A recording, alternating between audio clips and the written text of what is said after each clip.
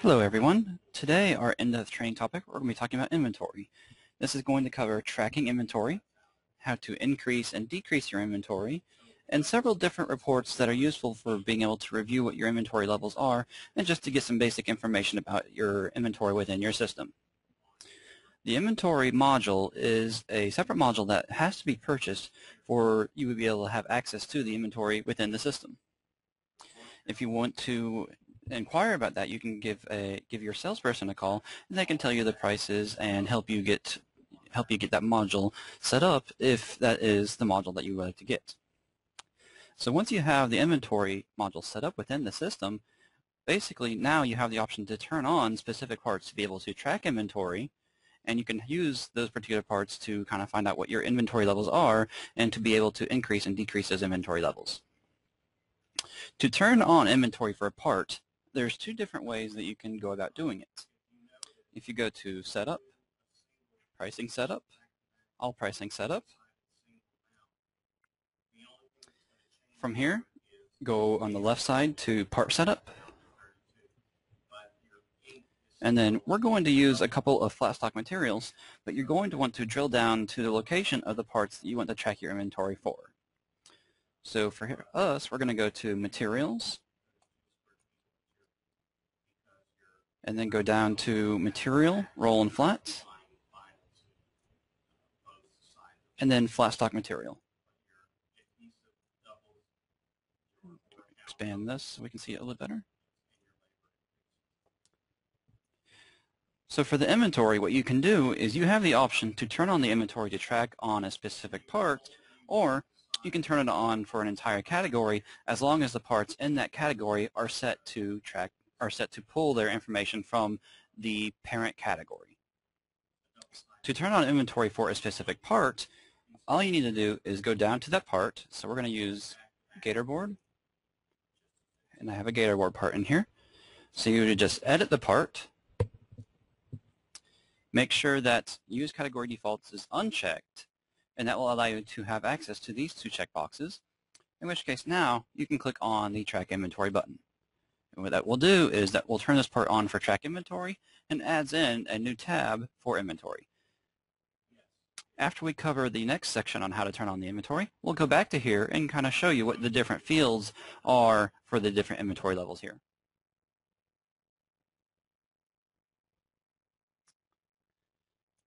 So the other method is being able to turn on the track inventory for an entire category worth of parts.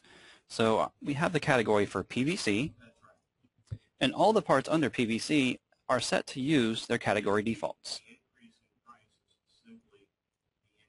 So if I select the entire category for PVC, I can now edit this,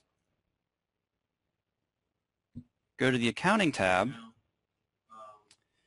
uncheck the Use Parent Category Defaults for this category, and now I can turn on Track Inventory here. What that will do is it's going to tell me now that it's going to save all the information under this particular category to use this information as long as it's set to use the category default as well. So once that saves, now all four parts under here that were set to use the category defaults also have the Track Inventory option selected. And that is how you go through the system and turn on the different parts that you want to track inventory. That's how you tell those parts to be able to track inventory, is to go through and just turn it on, whether it be through the individual part or through the entire category. So now we're going to go back to our Gatorboard and just walk through a couple of the different meanings of the different sections under that particular part. So if I edit this, we go to our Inventory tab. And we'll just scroll over and start with our different inventory columns.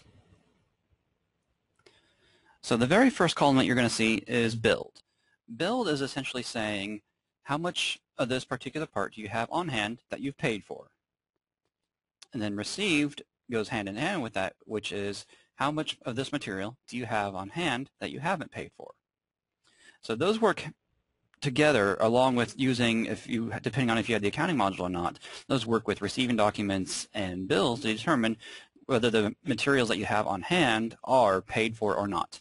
If you don't have the accounting module, you're mostly just going to enter your information into the build section because that's going to be the main number that you want to use for tracking your inventory. So when you're setting up your initial inventory within the system, you would always want to go in here and say you have X number of sheets on build. So we'll say I have 10 sheets of this particular material on hand, because that brings us to the next column, which is on hand. On hand is just the sum of my build plus my received. So those two columns added together will show you what I actually have. The next column over says reserved. Reserved is basically saying how many jobs do I currently have that are in a WIP status that have this part. So the reserved column is meant to show me, even though I have 10 sheets on hand, do I have any orders that I've already set to use this particular material? So the on hand minus the reserved is what will give you your available quantity. The next column after that is on order. On order just looks at that particular part for how many purchase orders are doing that particular part, and will show you what's currently on order, and taking your available, adding your on order, will give you the final value of your expected amount of this particular material. If we keep going over, we have a couple of extra features that we can use for giving some extra information to this particular part for inventory. I can specify a reorder point. So I would say, at about 15 sheets is whenever I want to kind of have the system tell me, hey, I need to reorder more of this particular material. And then we can also specify how many sheets do you want to reorder at that time. And then I can also set 2 flags for this particular material that will flag it and tell me if I get below this level, I need to really consider and be careful of using that material because I'm getting low. So I'm going to go ahead and say my low level is going to be 20, and then my red level is going to be 5. And as you saw, as soon as I set my yellow level to 20, what happened is my available changed colors to flag it that I have 10 sheets, which is below my yellow notification level. So that's how the system will let you know when you're tracking inventory. If you start getting below certain points, the system will color some of those parts within the system for you to let you know that you're getting below your certain notification levels for that part. So from here, I'll go ahead and save this part.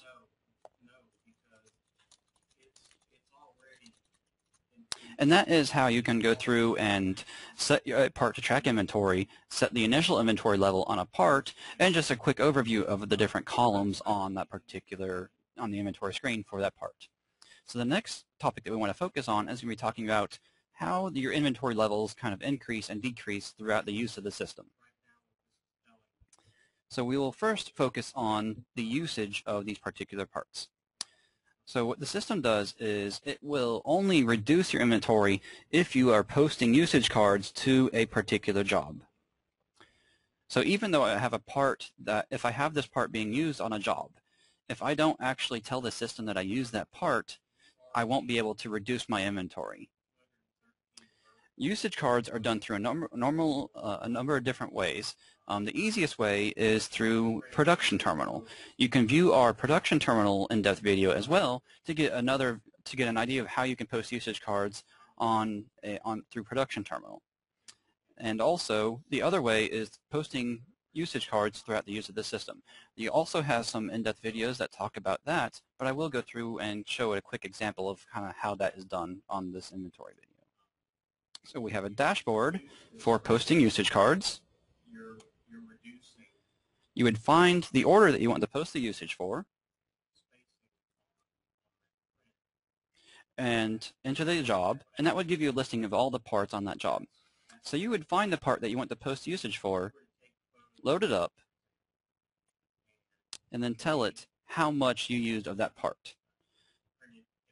So for this example, I just picked another random part, but I would have, in reality, I would pick a part within the system that's the sheet that I'm tracking inventory on, or the part in, whatever part it is that I want to post my usage cards for, I would pick from that particular list, and what would happen is I'd tell it how many sheets I used, and then I would post that usage card.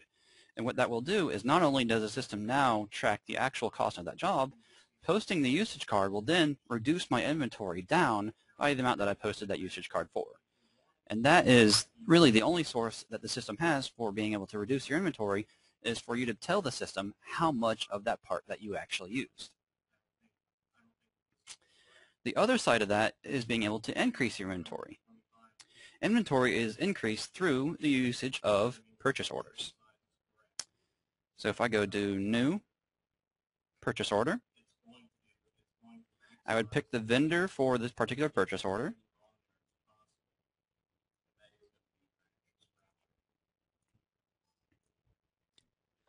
And then I would go and tell it that I'm going to purchase a part, and my part is going to be my Gator board.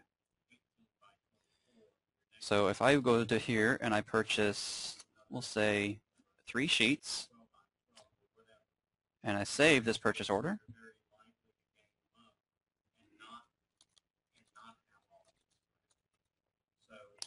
if I save it initially, it's going to start out as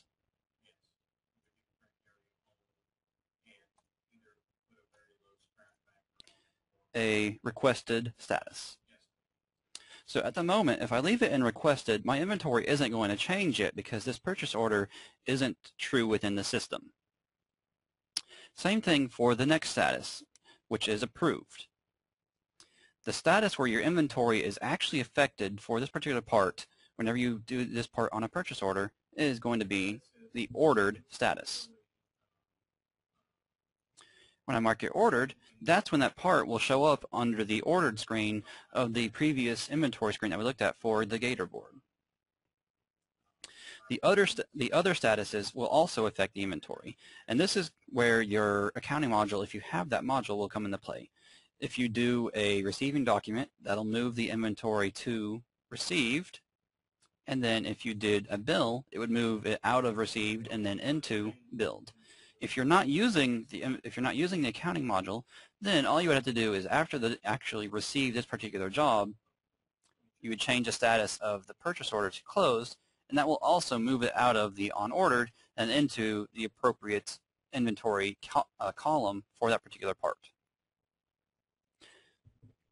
So what we just covered is, if you post part usage cards to a job, that is how your inventory is going to be decreased. Your inventory is only going to be increased through the usage of purchase orders and marking those purchase orders as received or closed, and just doing the purchase order is the only way within the system to increase your inventory. So now that we've covered that, the last thing is, maybe you want to review the inventory levels, or you want to review the history, or you want to see kind of what's low within the system. There's a few different reports that we have within the system that talk about inventory that will show you these different fields that we just talked about. So if I go up to Reports, Parts and Inventory, I'll have under Parts and Inventory, I have 2 different reports that we'll start off with. I have the Inventory History and the Inventory Status. The Inventory History report, if I select this, it allows me to select a date range. So I tell it I want to see whatever happened for whatever parts within the system that are set to track inventory within this time frame.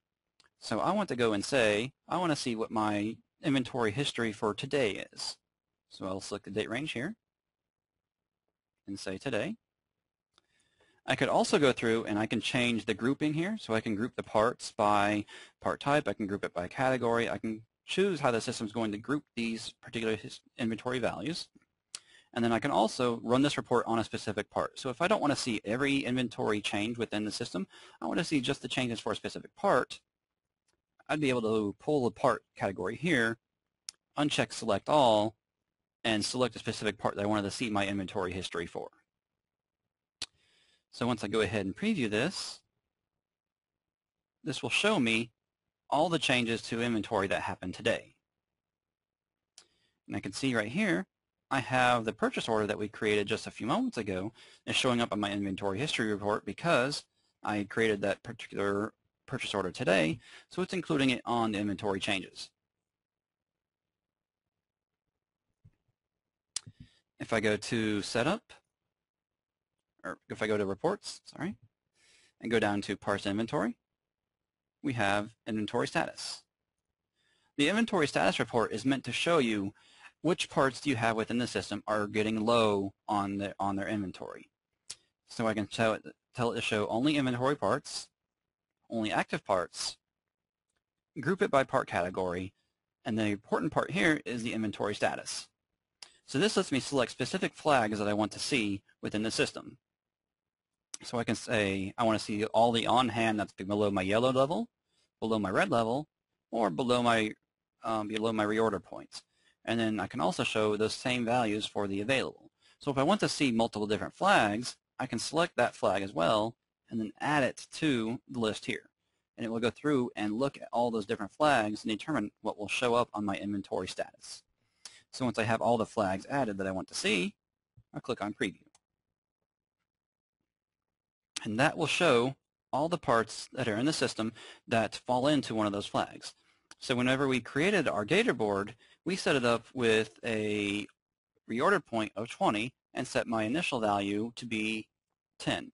So this falls into the flag of my on-hand is below my yellow notification level. So this part shows up on here to let me know that this particular part is below my yellow level, so I know that I need to look at potentially reordering some more of this part because I'm into one of my flagged areas that I want to be able to keep a track of. The last report that we have is going to be under Reports, Parts and Inventory, Lists, and then Inventory Listing.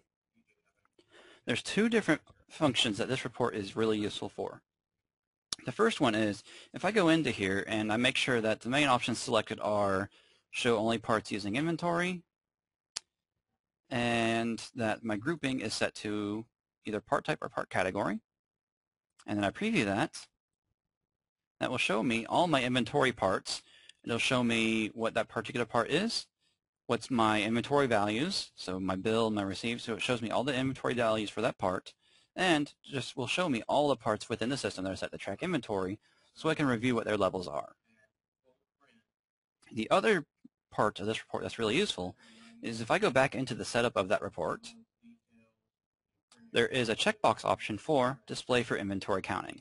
So if it's the end of the month and you want to just go through and double check what your inventory parts are so that way you can update your values within the system, you can click on the display for inventory counting option, preview that, and what that will do is that will give you a report that shows you the part name, the SKU number, what your on-hand value is, and gives you a section where you can write it in. So what you can do is you can print out this report now and walk around your shop and just kind of confirm what your inventory values are for these particular parts.